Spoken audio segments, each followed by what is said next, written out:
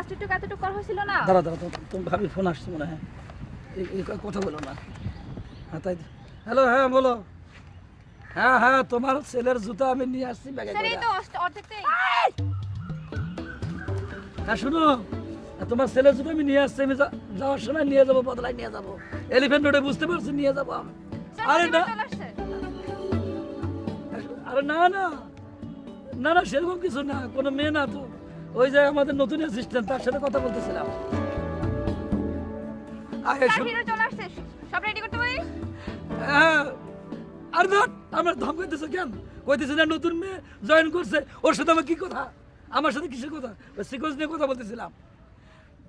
আরে তোমার পায়ে ধরি, আমি শুটিংয়ে আছি এখন। এত যদি সন্দেহ করো তো বাচ্চা কাচ্চা করতেছে সবাই। বাচ্চা কাচ্চা ফেলা শুটিংয়ে চলে আসো। আসো দেখো, নিজের চোখে দেখো, আমি পার্কে না ঘরের মধ্যে দেখো। এই